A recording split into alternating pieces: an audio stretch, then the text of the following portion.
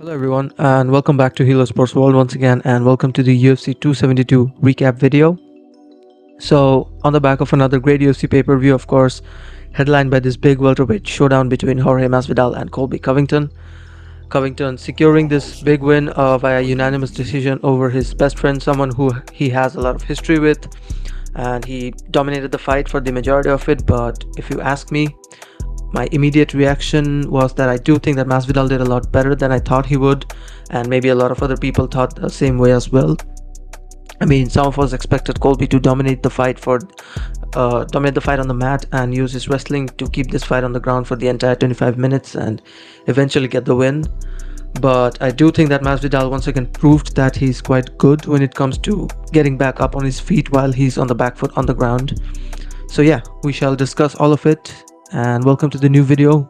And now let's just quickly take a look at what could possibly be next for Jorge Masvidal and Colby Covington respectively after UFC 272.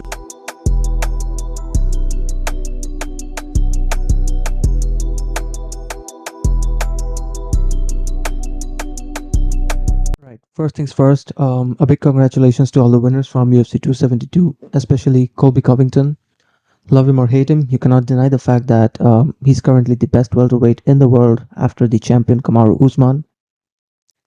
So, getting down to the fight itself, the first round, of course, when Colby went for that first takedown, you could see how solid Masvidal's takedown defense was in those early stages for that short amount of time before Colby eventually got him down. But Masvidal almost got back up immediately, and it was just the first round. And since it was just the first round, there are obviously no signs of exhaustion from Gamebred, which I think was the key here in these opening few minutes. And another thing, of course, as soon as Colby took Masvidal down, he quickly got back up on his feet instead of allowing more pressure on himself, thus allowing Covington to not allowing Covington to further take control of him on the ground. Even when Colby eventually got Masvidal's back, you could see how Masvidal's movements were on the ground and how he prevented Covington to get the choke in. So basically, the big takeaway from this first round was Masvidal's takedown defense and his ability to scrap with Covington on the ground, which I think remains as an underrated aspect of Masvidal's game to this day. So round number two, and my biggest takeaway from this round was that Masvidal did a really good job in maintaining the gap with Colby. He knew that he couldn't move forward and pressure Covington, and just in general, I do believe that Masvidal prefers to keep his fights at that range that he did in that round. So nothing really surprising there, but of course, once again, credits to Colby for maintaining pressure from his side in this round. And interestingly enough, I think Masvidal did a great job when Colby pressured him against the fence in this round and connected with that big right, which cut Colby open. But the fight once again turned in favor of Covington in those closing 1.5 minutes when he engaged in the striking battle with Masvidal. And I think Colby did slip at one point, but to his advantage, he was able to take Masvidal's back from that position onwards. Regardless, though, I have to go with Masvidal as the winner of round number two. I think he did enough on the feet in the opening 3 minutes of this round to score a 10-9 for himself. So yeah, heading into round number three, I think it was 1-1. It was pretty even.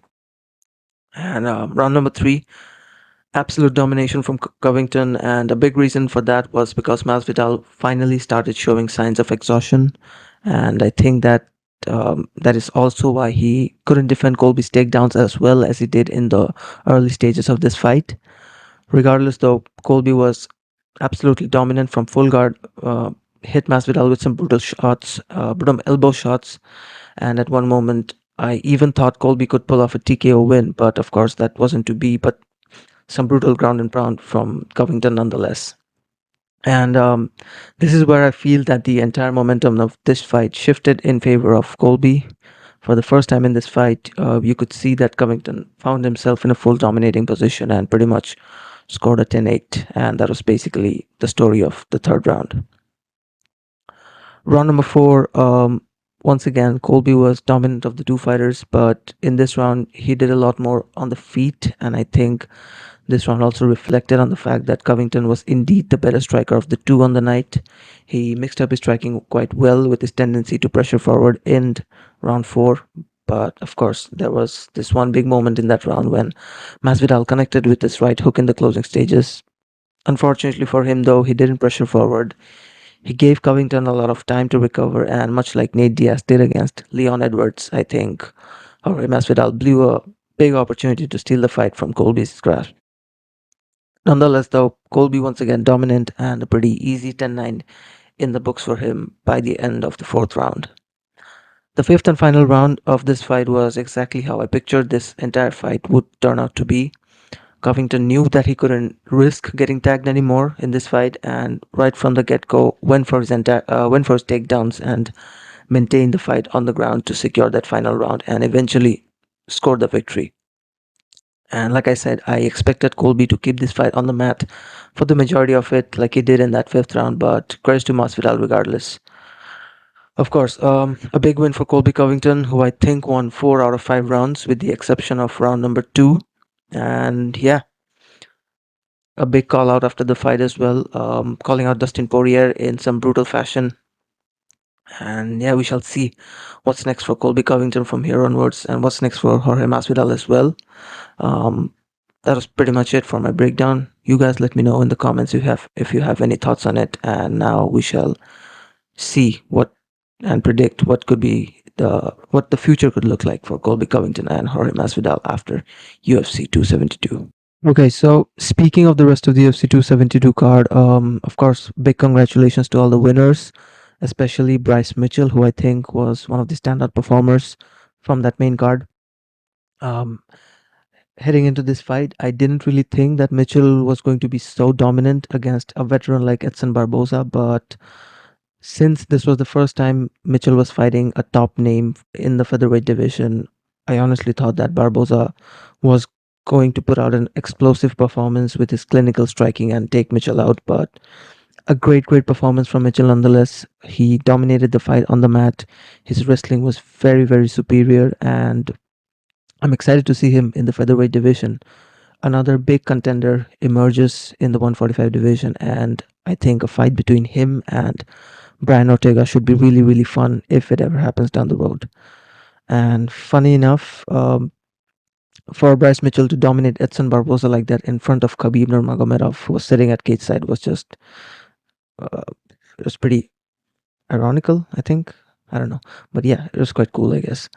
Um, Khabib, of course, dominated Barboza almost in a similar fashion a few years ago. So yeah, there you have it. Big wins for Sergey Spivak, Kevin Holland, and Rafael dos Anjos. Even though Renato Moicano took a lot of unnecessary punishment in that co-main event heading into that fifth round, I think that fight could have been stopped a lot earlier than the referee. Um, then it eventually played out till the fifth round. So I think the fight could have been stopped a lot earlier. But yeah, shout out to Moicano. What a BMF. Nonetheless, Kevin Holland, excited to see him compete in the welterweight division going forward. I think he could have been in a lot of trouble in this fight if there were a few more seconds remaining in the first round when Cowboy Oliveira got his back. But credit to him for a big knockout performance, a big knockout victory in that second round of that fight. So yeah, that's it for this video. That's it for the recap of UFC 272. My standout performers from the main card were, of course, Colby Covington and Bryce Mitchell, like I said. Kevin Holland also very impressive. We shall see who the UFC matches him up with in the coming few months. And yeah, overall a great pay-per-view. The prelims and the early prelims were stacked as well. So you guys, if you haven't checked it out, you should go check it out. And yeah, thanks for watching. I'll see you guys in the next video.